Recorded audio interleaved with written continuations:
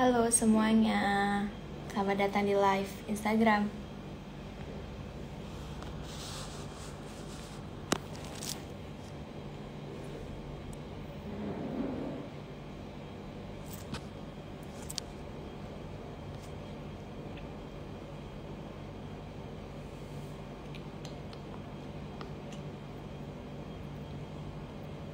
Hai semuanya.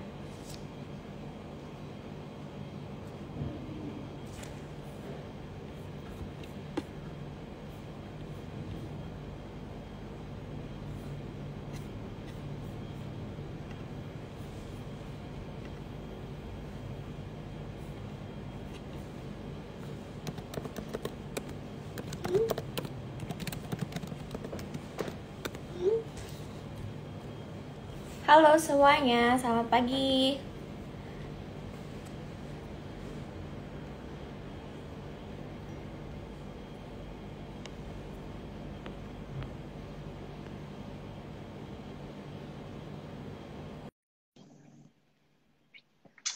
Halo semuanya, selamat pagi.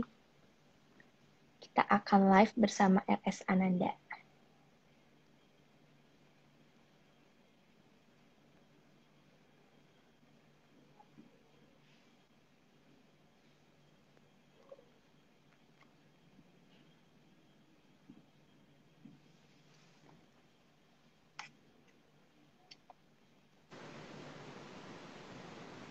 Halo. Assalamualaikum warahmatullahi wabarakatuh. Halo sahabat Ananda, selamat pagi. Apa kabarnya hari ini? Semoga dalam keadaan sehat selalu. Perkenalkan, saya Sifta Mazenia Putri. Kali ini saya yang akan menjadi host di acara yang selalu kita tunggu-tunggu di Ananda Menyapa. Guys, pandemi COVID-19 ini belum usai nih. Melonjaknya kasus COVID-19 ini menyebabkan banyaknya rumah sakit yang penuh dengan pasien COVID dan jadinya banyak pasien yang melakukan isolasi mandiri. Nah, pada kesempatan kali ini kita akan ngebahas tentang isolasi mandiri atau isoman dengan dokter kita nih. Ada Dokter Gebo Satria Mahardika, MBiomed. Halo dok, selamat pagi, apa kabar? Halo, selamat pagi. Apakah suara saya cukup terdengar? Terdengar sekali, Dok. Gimana kabarnya hari ini, Dok? Baik. Semoga teman-teman juga baik ya kabarnya hari ini. Iya, semoga semua orang yang nonton live kita hari ini dalam keadaan baik. Dok, tadi kita udah spill sedikit nih, Dok. Kita mau ngebahas tentang isolasi mandiri. Nah, boleh nggak sih, Dok, dijelasin apa sih sebenarnya isolasi mandiri itu? Ya, oke. Terima kasih. Halo teman-teman. Jadi hari ini kita bersama-sama nanti sharing ya mengenai isolasi mandiri. Jadi kalau sekarang kan lagi pandemi COVID nih. Nah, isolasi mandiri itu apa? Jadi sebenarnya isolasi mandiri itu adalah suatu upaya yang dilakukan oleh orang yang didiagnosa positif COVID-19 yang eh, bisa melakukan isolasi di rumah. Jadi belum perlu dirawat di rumah sakit, jadi sudah dinyatakan positif, namun masih bisa dilakukan di rumah, isolasi di rumah seperti nanti selama rentang waktu kurang lebih selama 14 hari seperti itu. Kriteria untuk pasien yang bisa menjalani isolasi mandiri itu apa aja sih, Dok? Oke, jadi untuk kriteria pasien yang menjalani isolasi mandiri adalah yang pertama, pasien itu harus gejala kita pertama sebelumnya saya menganut pada peraturan dari pemerintah ya. Jadi untuk yang isolasi mandiri itu pada pasien dengan gejala ringan. Gejala ringan itu adalah atau orang tanpa gejala. Jadi yang pertama harus stabil dulu. Nah, harus stabil itu pertama dilihat dari dia itu tidak ada gejala sama sekali. Yang kedua, dia itu untuk kita lihat dari gejalanya itu mudah tidak disertai dengan adanya kriteria dari gagal nafas ya. Gagal nafas itu adalah dari angka saturasi. Saturasi itu yang dikatakan aman itu adalah lebih dari atau sama dengan 95. Kira-kira seperti itu. Berarti orang-orang yang bisa isoman itu kalau dia nggak ada gejala ya dok. Dan kalau misalnya saturasi oksigennya dia bagus ya dok. Ya, betul sekali. Kalau misalnya isoman itu berapa hari sih dok? Oke. Untuk isolasi mandiri yang perlu dilakukan itu sekitar kurang lebih sebenarnya itu kita kan menganut 10 hari. 10 Mm. hari plus minus 3 hari tanpa gejala. Nah, tanpa gejala atau gejalanya sudah mulai membaik. Nah, karena itu kita bulatkan menjadi 14 hari. Kira-kira seperti itu. Berarti 14 hari itu dimulai dari gejala pertama atau dari dia dinyatakan positif? Ya. Jadi kalau misal 14 hari itu pertama kita biasanya menghitung dari dari timbulnya itu dari hasil swabnya. Jadi kalau misal Mm. nanti swab itu bisa antigen atau PCR ya sekarang. Kalau misal Mm. sudah dinyatakan positif, nanti sudah bisa melakukan isolasi dari per tanggal swab itu dilakukan. Karena biasanya kalau waktu kita menganut pada timbul gejala, siapa tahu itu adalah Mm. gejala prodromal atau gejala awal. Jadi gejala awal itu juga biasanya belum dinyatakan positif. Oh gitu, berarti setelah sudah dinyatakan positif ya dok, baru bisa 14 hari itu ya dok. Iya, betul sekali. Nah, terus apa aja sih dok yang bisa kita lakuin selama kita lagi isoman? Oke, pertama untuk yang isoman ya mungkin dari teman-teman juga mungkin banyak ya sampai sekarang kan yang untuk teman-teman atau pasien-pasien yang mengalami isolasi mandiri. Untuk yang pertama dilakukan adalah jangan panik. Karena gini, kalau misal sudah terdiagnosa Mm-mm. COVID itu, kita nggak boleh panik. Jadi tetap Iya tenang benar. dan percaya bahwa COVID itu bisa sembuh. Nah, yang kedua itu pemantauan dari saturasi oksigen. Itu sangat penting karena kita melihat dari kalau tadi yang kriteria yang saya sebutkan di awal, kalau misal saturasinya itu sudah mulai turun atau nanti juga timbul-timbul gejala seperti sesak yang semakin parah, Mm-mm. itu nanti untuk bisa dipertimbangkan untuk masuk ke rumah sakit. Nah, yang kedua, yang berikutnya juga sudah mulai melakukan apa namanya konsumsi obat yang untuk Mm-mm. sudah diresepkan oleh dokter, dan berikutnya juga dari kita juga melihat dari gejala-gejalanya yang harus kita pantau terus apakah ada perburukan atau juga perbaikan seperti itu. Oke dok, kalau misalnya kita lagi isoman nih, kita boleh nggak sih dok ngelakuin olahraga ringan gitu? Ya, Itu oke. Ya. membahayakan atau enggak? Ya, oke, ini pertanyaan bagus ya. Jadi olahraga ringan. Hah? Jadi gini, intinya kalau misal kita itu terdiagnosa oleh COVID-19, itu kan beberapa kasus itu memang menyebabkan suatu kerusakan pada paru. Nah, Mm-mm. olahraga ringan yang bisa dilakukan itu adalah untuk meningkatkan dari kualitas parunya itu sendiri.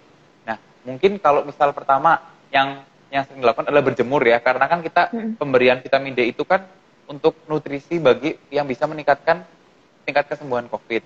Nah, tapi kalau misal vitamin D yang kita masuk itu adalah bentuknya provitamin D, akan diubah menjadi vitamin D kalau kita berjemur.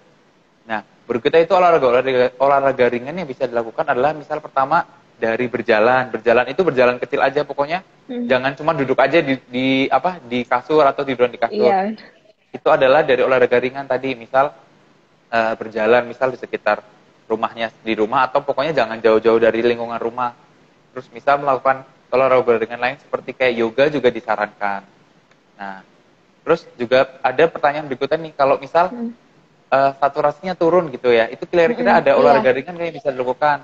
Itu ada namanya. Kita namanya itu adalah proning position. Jadi proning position itu Mm-mm. adalah nanti mungkin dari teman-teman bisa nge-googling ya mengenai prone position. Intinya prone position itu adalah untuk meningkatkan daya recoil paru itu sendiri. Karena misalnya kita kan sesak itu karena adanya penurunan saturasi karena parunya itu tidak bisa mengembang secara sempurna. Nah, si prone position ini dia tuh bisa meningkatkan daya recoil paru sehingga nanti saturasi bisa maksimal kembali. Seperti itu. Berarti diperbolehkan ya dok untuk olahraga Jip, ringan ya selama betul. isoman ya. Tuh Ya, guys, malah berarti disarankan nih. boleh guys. Iya, betul. Jangan lupa juga buat berjemur ya dok. Iya, betul. Berjemurnya di atas jam 8 atau jam 9 cukup 10 sampai 15 menit aja, nggak usah lama-lama nanti malah gosong. Iya bener. Berarti hanya 10 menit aja tuh. Dari Ya, jam betul. 8 sampai jam 10. Iya, betul di atas jam 8. Terus kapan sih dok pasien yang isoman itu harus dibawa ke RS dok? Oke. Jadi ini ya juga sangat sering nih harus diperhatikan untuk teman-teman atau para penderita yang mengalami COVID yang sedang isoman. Jadi kapan sih kita harus ke RS atau kapan sih kita harus telepon Satgas COVID kayak misal PSC ataupun nanti Satgas COVID di puskesmas terkait itu adalah pertama kalau gejalanya semakin berat. gejala COVID itu kan didominasi oleh gejala respirasi dari batuk, pilek, terutama sesak ya, itu udah mulai ke gawat daruratan. Nah, ini juga harus disertai dengan saturasi oksigen yang menurun. Nah, saturasi oksigen yang terbaca di alat itu kan adalah saturasi perifer dari oksigen yang terbaca di darah. Kalau misal sudah kurang dari 95 atau lebih parahnya kurang dari 90, itu berarti sudah harus mempertimbangkan ke rumah sakit. Seperti itu. Nah, nanti untuk Berarti alur kalau ke rumah sakitnya bisa langsung mendatangi rumah sakit atau bisa menelpon PSC. Jadi PSC itu adalah salah satu satgas COVID yang disediakan oleh pemerintah. Nah, nanti koordinasi saja oleh PSC atau puskesmas. Seperti itu. Oh gitu ya dok. Jadi kalau misalnya dia saturasinya udah di bawah 95, apalagi di bawah 90, itu harus mempertimbangkan untuk masuk ke RS ya dok. Iya, betul sekali. Oke dok, terus gimana sih dok kita caranya buat menjaga kesehatan selama kita lagi isolasi mandiri dok? Oke, kembali lagi untuk menjaga kesehatan nih yang paling penting. Pertama tuh yang paling penting dan mungkin teman-teman suka lupa bahwa pertama jangan panik. Kenapa panik itu bisa semakin memperburuk keadaan? Karena misalnya panik itu kita ada namanya kondisi hiperventilasi. Nah, hiperventilasi itu jadinya pasien itu untuk menghirup oksigen itu menjadi kurang karena nafasnya menjadi cepat. Nah, karena kita kan targetnya adalah saturasi yang bagus ya kalau untuk isolasi mandiri. Jadi pertama jangan panik. Yang kedua, makan yang cukup. Nah, ini sangat penting. Makanan yang cukup itu adalah namanya TKTP atau tinggi kalori, tinggi protein.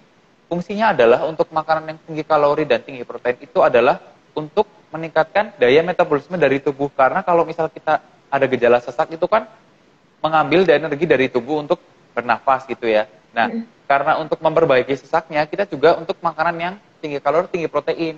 Nah, maksudnya tinggi kalori, tinggi protein itu adalah yang cukup. Misal, untuk kalorinya misal bisa dari nasi, nah itu harus cukup. Dan juga dari protein-protein yang cukup. Misal, untuk biasanya sih saya sarankan untuk makan telur, putih telur gitu. Atau juga bisa dari susu-susu yang mengandungkan dari tinggi protein, seperti itu. Dan juga yang paling penting adalah nih, yang paling suka ke-skip adalah buah-buahan. Jadi kalau misal Iya benar vitamin itu banget. cukup, nah betul, secukupnya saja. Tapi kalau misalnya sudah konsumsi buah-buahan, saya pikir tidak perlu sih untuk vitaminnya.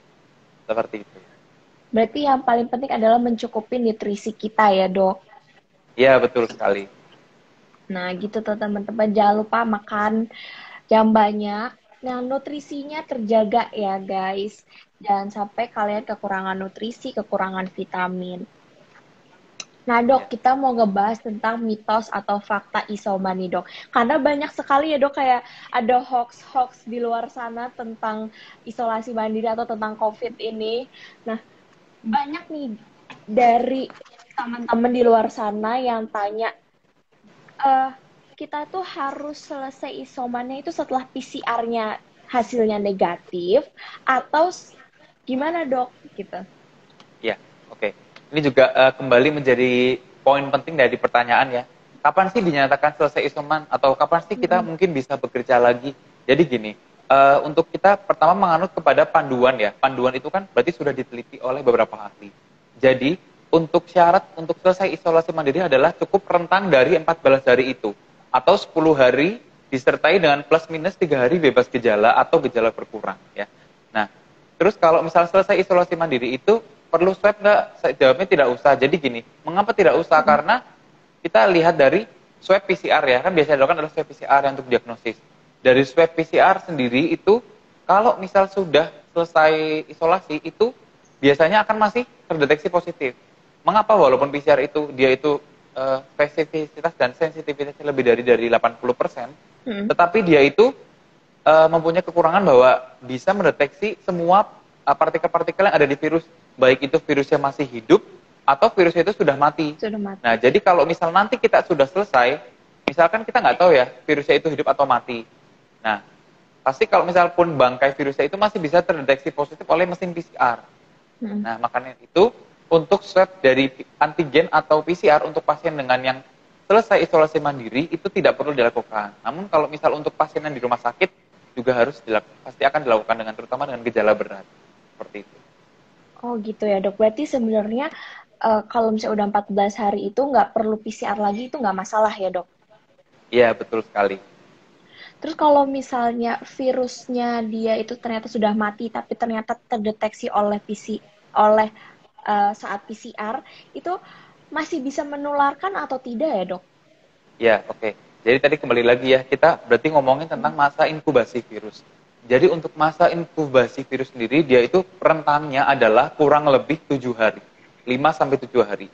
Jadi dia itu sangat infeksius itu dari hari pertama muncul gejala atau dinyatakan positif oleh swab sampai hari ke-7. Nah, itu makanya paling penting nih, ini masa-masa kritis atau krusial yang kita harus pahami bahwa itu masa-masa infeksiusnya. Nah, nanti untuk masa pemulihannya itu kurang lebih dari 3 hari setelahnya, gitu. Makanya kita isolasinya kan makanya 10 hari awal, kurang lebih sampai 3 hari berikutnya. Jadi total 14 hari, dibuletin 2 minggu. Oh, begitu ya, Dok. Oke deh, terus Dok, nih kita ngebahas tentang mitos lagi nih, Dok. Bener nggak sih, Dok, kalau misalnya kita PCR kan ada hasil city value-nya nih, Dok. Nah, Ya. city value itu menentukan tingkat kesembuhan COVID nggak sih, Dok? Karena ada yang bilang katanya kalau angkanya bagus, angkanya tinggi, itu berarti pasiennya akan segera sembuh dari COVID. Itu bener atau enggak, Dok? Ya, oke. Ya, pertanyaan berikutnya mengenai city value ya. Jadi gini, kita harus tahu city value itu adalah cycle threshold. Jadi si pembelahan virusnya itu akan diketahui jadi si pembelah virus kan membelah ya. Pembelahnya itu nanti akan menyampai ambang tertentu yang akan terwarnai oleh mesin. Nah, sebenarnya untuk waktu bulan-bulan sebelumnya itu kan kalau ilmu COVID ini kan maju dan berkembang terus ya setiap harinya. Nah, city value untuk waktu kita kalau first wave ya, jadi tahun lalu itu dinyatakan ya, kalau misal teman-teman masih ingat, itu kan kalau misal city value kurang dari 30 itu berarti sudah tidak infeksius gitu ya. Iya. Sorry, ya lebih dari 30 sudah tidak infeksius. Cuman kalau misal panduan yang terbaru dari city value itu tidak untuk sebagai panduan atau untuk batas gitu kalau misal ini masih infeksius atau enggak. Karena pada di saat lapangan dengan pasien-pasien atau orang-orang dengan city value yang rendah dan tanpa gejala juga pasti ada gitu. Jadi tidak signifikan gitu untuk nilai city value. Seperti itu. Berarti tidak menentukan ya, Dok, city value ini Betul. sebenarnya ya. Dokter nih, Betul sekali. pernah nggak sih, Dok, ngalamin terinfeksi COVID-19? Iya, kebetulan juga saya pernah ya untuk terinfeksi COVID-19 itu sekitar bulan Februari yang lalu. Itu gimana sih, Dok, rasanya, Dok? Karena saya Iya. nauzubillah min dzalik, saya nggak mau. Oh gitu ya. Jadi dulu kalau ini mungkin berbagi sharing aja ya. Jadi kalau dulu saya sempat bulan Februari itu dirawat sampai masuk ICU karena kita saturasinya turun. Jadi sekitar sampai maksimal itu di angka 77 dan itu memang dari indikasi memerlukan ICU seperti itu. Berarti dokter udah ngerasain sendiri ya, Dok, rasanya COVID ya, Dok? Iya, betul. Itu sih. Alhamdulillah sekarang udah sehat ya, Dok.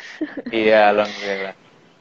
Nih, Dok, sekarang kita mau jawab-jawabin pertanyaan dari penonton nih, Dok. Kita kemarin udah sempet bikin question box di Oh Instastory. iya. Aku bantu bacain ya satu-satu. Jadi ada anak umur 1,5 tahun, dia lagi isoman. Nah, demam, batuk pilek, dan tidak nafsu makan. Gimana, Dok? Umur 1,5 tahun, Dok, dia isoman. Oke. Jadi mengenai COVID pada anak ya. Oke, Iya. jadi untuk COVID pada anak itu untuk penata laksananya sebenarnya mirip ya. Jadi sama gitu, kita bilang sama karena kita harus tahu dulu pertama misalnya dinyatakan positif itu dia itu apakah sudah positif atau belum, maksudnya apakah hanya swab antigen saja atau PCR gitu. Karena biasanya kan kita harus sampai sekarang golden diagnosis dari COVID kan PCR. Nah, jika emang sudah dinyatakan positif dan juga berarti tadi balik ke statement yang di awal bahwa pertama jangan panik dulu. Nah, terus yang kedua medikasinya harus cukup. Apakah sudah diberikan obat-obatan? Terutama kalau misalnya anak kecil dengan demam, misal dari ibunya punya pengukuran suhu itu, kita harus tahu bahwa batas dari anak kecil kalau misal demam itu jangan sampai lebih dari 38,5 karena kalau misal pada anak kecil itu kan bisa memicu adanya kejang, baik yang kejang disertai demam atau tanpa demam. Jadi, terutama yang dipicu oleh demam. Nah, itu kita pakai batas atau threshold lebih dari atau sama dengan 38,5. Nah, jadi itu kita harus turunkan dulu demamnya karena itu emergensi. Berikutnya dari pemberian vitamin-vitamin. Untuk pemberian vitamin-vitamin pada anak itu sama halnya dengan pemberian pada anak kecil yang mengandung vitamin C, D ataupun E. Nah, dan juga vitamin zinc. Keempat mikronutrien tersebut itu adalah akan membantu dari pemulihan COVID-nya. Seperti itu. Dan juga yang berikutnya yang sudah sempat saya bilang adalah nutrisi. Nutrisi pada anak itu juga harus penting karena biasanya anak itu masalahnya pertama nggak mau makan ya. Nah, jadi Iya, ini betul mungkin dok. dari ibu. Nah, betul ya, dari ibunya itu harus pintar-pintar memilih menu. Nah, menunya itu yang misal anaknya suka dan juga nanti mengandung mikronutrien yang tadi saya jelaskan. Seperti itu. Oke dok, berarti buat ibu-ibu di luar sana yang anaknya terkena COVID-19, karena ini COVID tuh tidak melihat umur ya dok, bisa siapa aja yang Iya, kena ya betul. dok. Mulai Betul dari sekali. anak kecil sampai orang dewasa, bahkan lansia itu bisa kena semua. Jadi ya pertama jangan panik, kemudian jangan sampai nutrisinya kurang ya dok. Betul sekali. Nih dok, ada yang tanya, kalau misalnya isoman, itu ada nggak sih makanan yang harus dihindari atau dikurangin untuk dikonsumsinya? Oke. Untuk isoman ya, kalau yang dihindari atau dikurangi tadi kan kita bahas mengenai makanan yang harus Harus dikonsumsi. dikonsumsi, iya. Betul. Ini yang harus Sekarang dihindari nih. kalau yang dihindari sebenarnya terutama tadi itu ya untuk yang tinggi-tinggi makanan-makanan yang misalnya pertama junk food. Nah, kalau misalnya junk food itu kan Iya, ini ya benar. kita kan tahu bahwa kalau misal dari junk food sendiri atau makanan-makanan tidak sehat itu bisa menurunkan adanya zat-zat baik atau oksidan di tubuh. Nah, itu malah nanti bisa berkompetisi dengan makanan-makanan baik yang kita konsumsi. Jadi kita udah makan yang bagus-bagus nih atau nutrisinya sudah terpenuhi dari vitamin C, D, E ataupun zinc. Dan makanannya juga udah tinggi kalori, tinggi protein. Tapi kita juga masih makan junk food. Nah, nanti jadinya untuk kadar oksidan dan antioksidan dalam tubuh itu jadi kadarnya malah menurun, kadar yang jeleknya atau makanya harus kita meningkatkan kadar-kadar yang sifat antioksidan Baik. sendiri. Itu menurunkan kadar oksidan, meningkatkan kadar antioksidan. Itu sih yang penting. Iya tuh guys, berarti kita harus mulai menghindari junk food. Sebenarnya gak cuma saat isoman aja ya dok sebenarnya ya. Iya, betul sekali. Pada saat keseharian juga. Hari-harian juga kita harus ngurangin junk food. Nih dok, kalau misalnya kita lagi isolasi mandiri di rumah, terus ada yang negatif, itu gimana dok? Berarti beda Oke, kamar nih. beda Mm-mm. kamar ya. Tapi mungkin di sini site-nya harus satu rumah ya. Jadi kan satu rumah. Oke. Jadi pertama, kalau misal nanti kan biasanya sering tuh ada bapak, ibu, anak ya. Iya. Nah, misal yang positif ternyata anaknya. Nah, nanti kan anaknya dinyatakan positif. Nah, nanti bapak ibunya gimana? Bapak ibunya nanti tunggu sampai 5 hari terlebih dahulu. Karena kalau misal nih anaknya positif hari Senin, Mm-mm. di swab hari Senin positif hari Senin. Bapaknya mau tes hari Selasa atau Seninnya malah. Nah, itu masih bisa false negatif, malah masih bisa dinyatakan negatif. Karena si virus itu dia itu belum berkembang seperti itu. Mm-mm. Nah, untuk memastikan bahwa virus itu sudah berkembang di dalam tubuh manusia tersebut, itu harus butuh waktu sekitar 5 hari. Yang tadi sempat saya sampaikan bahwa inkubasi virus itu sekitar Mm-mm. 5 hari awal. Makanya nanti kalau misalnya sudah 5 hari timbul 5 hari, kita akan observasi. Misal kita swab nih habis 5 hari itu. Kalau misal positif, berarti dia dinyatakan positif. Cuman kalau misal nanti hasilnya negatif di hari kelima untuk yang kontak erat, itu berarti sudah dinyatakan negatif. Dan kalau bisa rumahnya. Seperti itu. Oh gitu ya dok. Tapi kalau misalnya memang sudah terpaksa di satu rumah nih dok, berarti yang negatif ini harus melindungi diri dengan memakai masker ya dok? Iya betul. Tapi kan kadang sering juga ya bahwa, tapi kita udah nggak memungkinkan nih dok untuk tes swab PCR. Nah kalau misal gitu, biasanya saya akan menganggap bahwa yang keluarganya keluarga juga positif. Jadi bareng-bareng isolasi mandiri di rumah. Seperti itu. Karena Oh gitu ya dok. di apa namanya di lapangan itu kan susah sekali ya, misal nanti ada yang positif tapi nggak mau di karantina atau nggak mau di rumah sakit, maunya Mm-mm. bareng-bareng di rumah. Makanya kalau misal gitu berarti konsekuensinya satu keluarga atau satu rumah itu dianggap sebagai sama-sama positif seperti itu. Oke dok, kita sekarang baca-bacain komen-komen nih dok. Ada banyak nih yang komen dok. Dok, ada terapi khusus nggak buat nyembuhin anosmia dok? Oke, jadi untuk nyembuhin anosmia atau tidak berkurangnya dari ini ya untuk apa namanya Indra penciuman. menuju Betul, atau indera penghidung Iya. atau penciuman. Jadi pertama untuk menghilangi anosmia, jadi kita harus tahu dulu, anosmia itu biasanya timbul di hari ketiga atau kelima, sampai kelima. Dan bahkan biasanya anosmia itu timbulnya telat, jadi sudah mengalami masa inkubasi 3 ke 5 hari seminggu, sudah seminggu, tapi malah baru timbul anosmia, itu juga ada. Nah, pertama, itu kan kalau anosmia itu patofisiologinya atau perjalanan penyakitnya itu karena rusaknya dari nervus 1 ya, yang ada di dalam, yang untuk saraf yang untuk mempersyarafi dari indera penciuman. Nah, kita harus memperbaiki tuh indera penciuman yang lewat gimana? Lewat dari ini, kita harus menstimulasi. Jadi menstimulasinya itu bisa pakai wangi-wangian. Jadi kalau misal tempat disarankan, jadi wangi-wanginya bisa 4 yang berbeda. Misal pertama, minimal 4 ya berbeda. Misal pertama minyak kayu putih. Terus yang kedua kan pasti biasanya ada yang punya kayak minyak-minyak yang aromaterapi ya, itu bisa misal nanti wangi lavender, wangi citrus, atau nanti wangi lemon. Nah, nanti itu empat-empatnya dicoba pelan-pelan. Jadi kayak nanti misalnya pertamanya kayu putih dulu, nanti berikutnya wangi kedua, wangi ketiga, wangi keempat. Dan itu harus selang-seling, karena itu untuk harus berbeda juga baunya, karena itu untuk memicu atau melatih dari si saraf yang nomor 1 itu untuk kembali pulih seperti itu. Gitu ya dok, berarti dari 4 varian yang berbeda ya dok, ganti-gantian Ya, ya. betul sekali. Oke dok, terus ada yang tanya lagi nih.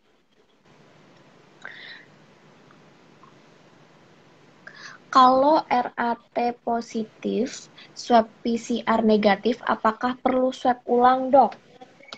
Ya, oke. Itu juga kembali sering ya. Jadi rapidnya positif, terus PCR negatif. Nah, karena gini, pertama rapid antigen test atau RAT itu kan sebagai alat screening ya. Jadi yang deteksi itu adalah dari antigennya. Sedangkan kalau PCR itu adalah mendeteksi dari partikel gen virusnya. Seperti itu. Nah, kalau misal nanti RAT-nya positif, itu kan kemungkinan besar sekitar 80% itu positif untuk PCR-nya. Namun kita masih punya nih 20% sisanya bisa negatif. Nah, atau bisa malah jadi false negatif. Jadi kalau saran saya untuk yang misalnya PCR negatif, itu bisanya kalau misal punya pemeriksaan foto ronsen bisa dilihat dulu. Kalau misal foto ronsen parunya itu masih ada bercak atau perburukan, itu bisa di PCR ulang. Karena beberapa kali ditemukan kasus bahwa ada namanya false PCR, false negatif. Jadi false negatif ini sebenarnya dia itu positif, cuman tidak terdeteksi oleh alat PCR. Itu bisa terkait dengan adanya si perkembangbiakan virus yang pada saat fetus sampel diambil. Siapa tahu itu mungkin waktu sampel diambil itu tidak ada perkembangan virusnya. Makanya biasanya perlu PCR evaluasi atau PCR ulang. Seperti itu. Oke dok. Ini lanjutan dari yang pertanyaan anosmia tadi nih dok. Apakah anosmia itu pasti indikasi terpapar COVID? Itu benar nggak dok? Oh iya. Oke, jadi kembali ke anosmia ya. Kalau Iya. anosmia sih indikasi enggak. Sebenarnya kalau anosmia itu kemungkinan besar. Karena pada sampai sekarang itu untuk virus yang menyebabkan kerusakan pada terutama saraf nomor 1 atau penghidup itu sangat jarang. Nah, yang deteksi pertama itu yang awal-awal ini yang booming adalah COVID seperti itu. Nah, tapi untuk teman-teman harus dibedakan ya antara anosmia atau pilek. Nah, kalau misal anosmia itu benar-benar tidak bisa mencium bau apapun tanpa disertai adanya pilek. Jadi hidungnya itu nggak tersumbat tapi nggak bisa nyium apapun. Tapi kalau misal pilek biasa itu kan kadang penciumannya itu berkurang ya, bukan anosmia.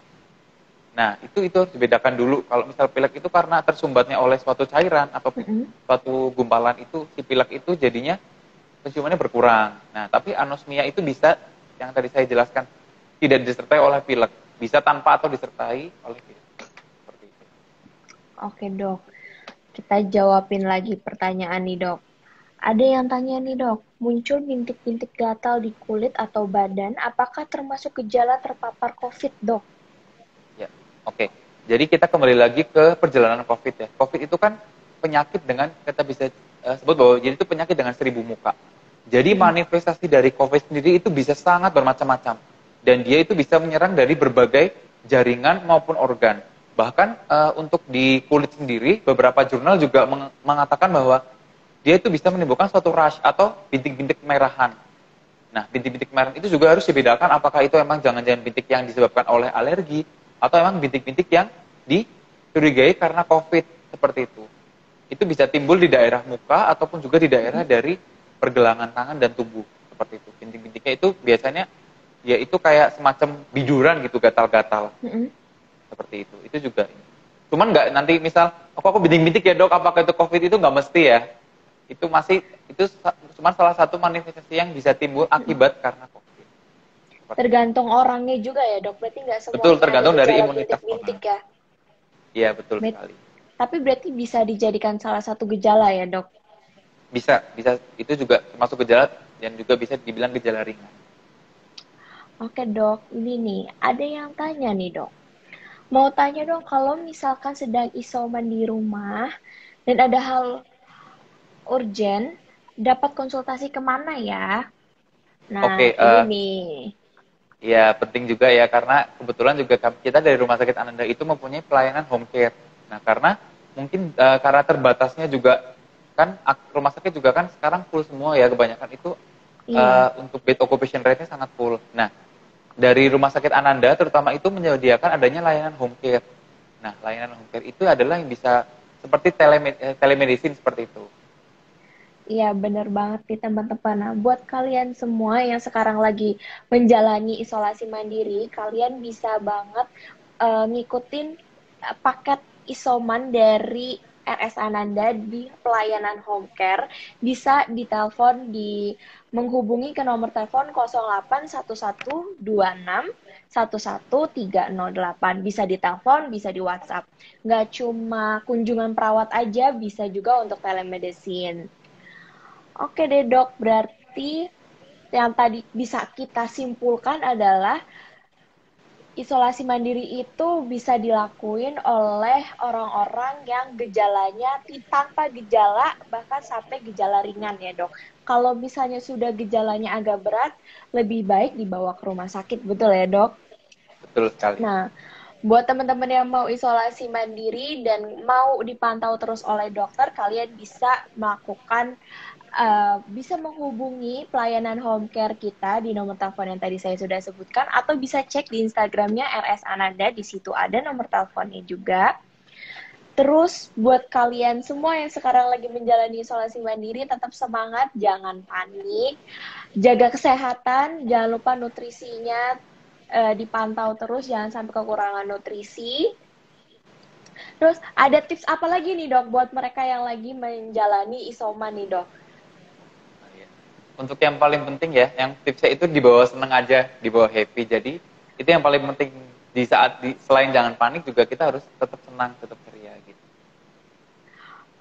Iya betul banget ya dok. Berarti kita nggak boleh jadi malah sedih ya dok. Kalau sedih kita jadi imunnya malah turun ya dok. Iya betul sekali. Harus dibawa happy. Terus oke deh. Terus apalagi nih? Ada yang mau tanya lagi misalnya? Kita coba baca lagi ya dok.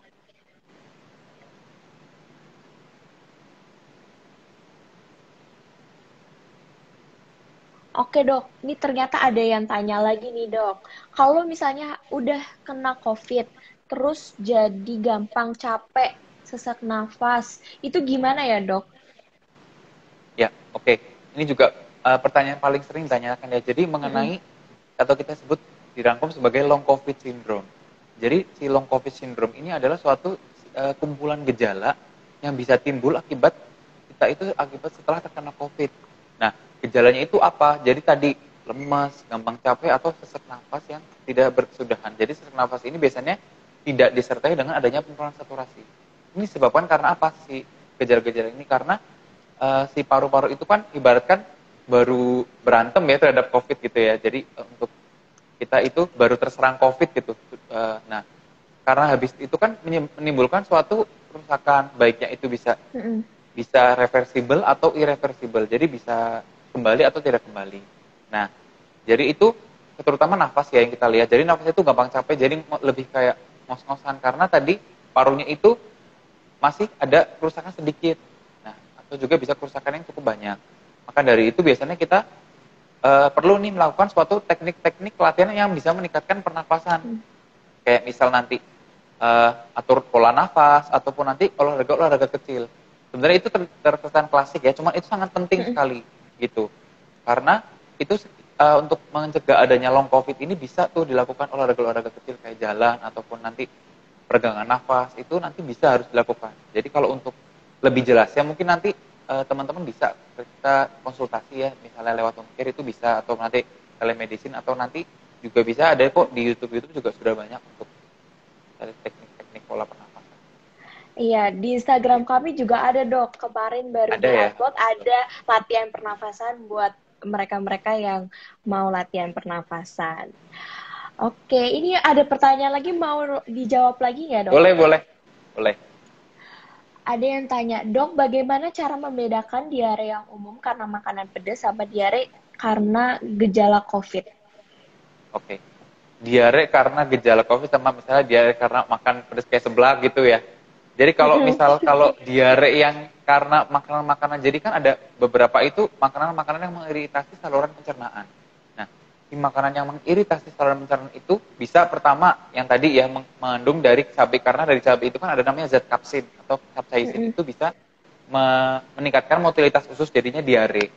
Nah, dan juga perlu diketahui nih kalau misal orang-orang dengan alergi dari susu sapi atau protein susu sapi itu juga bisa menyebabkan diare. Jadi kan kadang ada nih, dok saya kan habis kena COVID minum susu beruang nih. Nah, kok bisa ya diare terus? Nah, mungkin salah satu penyebabnya itu karena minum-minum susu, karena dari susu-susu yang ada sapi itu ada mengandung protein-protein yang bisa menyebabkan diare karena alergi susu sapi gitu. Jadi harus dibedakan dulu. Cara bedainnya gimana? Itu simpel kok. Pokoknya apa yang kita makan itu harus dilihat, diingat-ingat nih. Kayak misal habis makan pedas atau misalnya habis minum minum susu itu kok diare. Tapi kalau misal kita stop itu nggak diare. Nah itu berarti kemungkinan besar pemicunya itu. Atau misal bisa juga bertumpukan nih antara diare COVID atau diare yang karena makan pedas. Nah misalnya kalau kita udah menghentikan makanan-makanan yang bisa mengiritasi dari saluran pencernaan, tetapi masih diare, itu kemungkinan besar karena bisa juga gejala-gejala dari COVID. Nah, yang paling terpenting adalah untuk menjaga status hidrasi. Jangan sampai kita karena diare itu menjadi dehidrasi. Nah, karena dehidrasi itu bisa bisa lebih parah, bisa nanti menyebabkan bisa jadi nggak sadar atau apapun hal-hal yang emergensi lainnya. Jadi yang penting adalah kalau misal kita diare itu minumnya banyak, dan juga untuk konsumsi dari medikasi atau obat-obatan yang untuk penghenti dari diare itu. Seperti itu. Oke dok, terima kasih banyak. Oke, ada mungkin satu pertanyaan terakhir ya dok. Ini Iya, ada boleh. yang tanya nih. Satu pertanyaan terakhir, dok, apakah cacar itu bisa sebagai ciri-ciri kena COVID, dok? Cacar ya. Oke, berarti tadi kembali ke statement tentang manifestasi kulit yang bisa timbul karena COVID. Kalau misal cacar itu, kan kita harus tahu dulu cacar itu sudah benar cacar atau enggak, apa tadi jangan-jangan sebagai suatu biduran. Nah, cacar itu berarti harus disertai dengan lenting-lenting. Lenting-lenting itu yang bisa muncul dari seluruh tubuh. Nah, kalau misal menurut saya itu malah bisa lebih ke arah infeksi yang karena cacar itu kan disebabkan oleh infeksi virus. Nah, mungkin bisa juga infeksi virus cacar itu berbarengan dengan adanya infeksi COVID. Gitu. Jadi si infeksi virus ini saling menginfeksi si tubuh manusia itu. Jadi harus dipastikan dulu dari apakah sudah tegak cacar atau belum. Seperti itu. Oke dok, karena ini waktunya sudah mau selesai dok, berarti sayang sekali kita udah harus mengakhiri acara kita hari ini. Dari kesimpulan yang kita dapat tadi, yang pertama, isoman itu bisa mengenai ke siapapun, dari yang paling kecil sampai orang dewasa, bahkan lansia itu bisa kena. Jadi kalian di luar sana harus jaga kesehatan, jaga kondisi. Kalau memang ada saudara yang isoman, tetap harus semakin waspada ya dok, bener ya dok? Jangan lupa untuk nutrisinya dijaga, tinggi kalori, tinggi protein untuk makannya. Terus abis itu jangan kurang-kurangin nih buat makan junk foodnya. Kemudian masa inkubasi dari COVID itu dari 1 sampai 7 hari pertama, kemudian pemulihannya 3 hari. Jadi kalian kalau yang mau isoman, paling enggak minimal 10 hari ya dok, betul ya dok? Betul, 14 hari kita buletin Iya. biasanya. Oke, biasanya dibulatin sampai 14 hari. Nah, buat semua teman-teman yang isoman, jangan lupa kalau misalnya mau dipantau terus sama dokter, bisa lewat pelayanan home care di pelayanan isoman kita ada. Terus tadi ada hasil PCR itu tidak menentukan ya dok, kalau misalnya udah 14 hari, bisa aja dia masih positif, bisa aja dia udah negatif, tapi sebenarnya itu udah nggak menular ya dok. Betul sekali. Oke dok, terima kasih banyak dok. Ya, Oke, sama-sama. oke. Kita sebelum kita akhirin, kita foto dulu ya dok. Saya Boleh, screenshot boleh. ya dok, izin ya dok. Satu, dua, tiga. Oke, terima kasih semuanya. Wassalamualaikum Ya, warahmatullahi wabarakatuh. Terima kasih Waalaikumsalam. dokter. Terima kasih sudah bergabung dengan kami. Ya.